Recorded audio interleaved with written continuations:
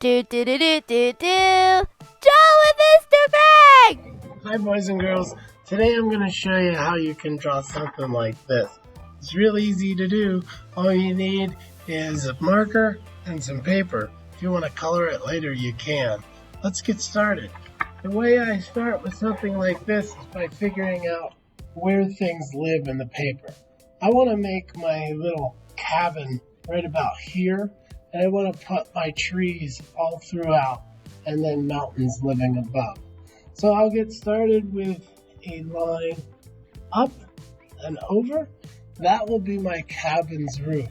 Don't make it too pointy or it won't look like a cabin. Cabins usually have a more slight angle. To make it look like there's snow on top, I'm going to put a second line that does the same thing. And then I'm going to angle back after I connect those two. I'm going to angle back. Now don't worry if it doesn't look perfect. No cabin in the woods is perfect. This line and this one are going to need to connect.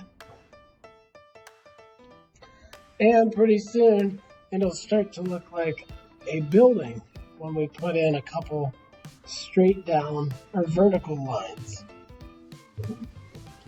I'm going to put in a window and a door, and I'm going to make it look like the door is kind of covered up a little bit with snow. Now I did find this picture online. I just typed in simple snowy scenes, and this is what I found. So something like this can be modified to meet your needs the way you want it to look. This does not look exactly like the picture I'm working off of, but as artists, sometimes we need something to look off of to get an idea, and then we can start turning it into our own thing. Now these zigzag trees are really easy to do. You start with the letter A without the line across, and then you just do zigs and zags the whole way down to the ground. Zigzag, zigzag, zigzag, zigzag, the whole way down.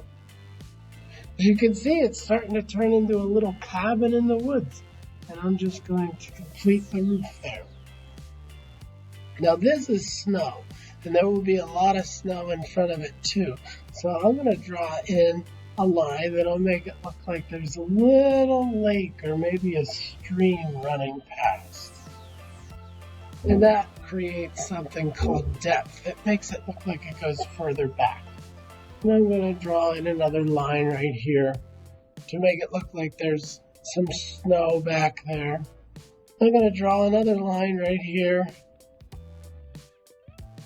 And now it looks like that cabin is further back.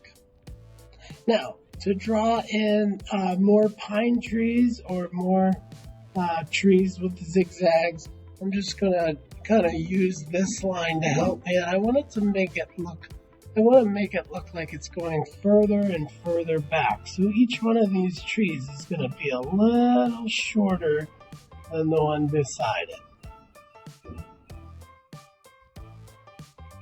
So it looks like it's going further back. Right? And then to tie it in a little bit, I'll make one that looks like it's real close to us.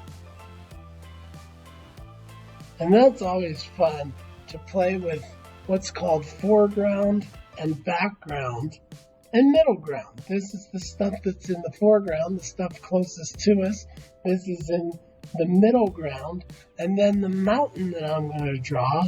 And by the way, every mountain is different, so you can make it how you want. Maybe jagged. If you want a jagged mountain, you can. But I made mine kind of smooth, like the mountains that I'm used to. I live in Pennsylvania. We don't have very rocky mountains. We have very smooth looking mountain tops. But yeah, so this is the foreground, this is the middle ground, and this is the background. Now you can add things up in the sky. Maybe it's a nice sunny day. Maybe it's a really snowy day. You can decide what kind of a snowy scene you want it to be. Maybe even put a reflection or have somebody walking out to the pond like they want to go fishing or whatever you want to do. You can put in even maybe some ripples in the water, or maybe it's frozen and there's somebody out there skating on the ice. I hope you have fun with this, and I'll see you on the next video.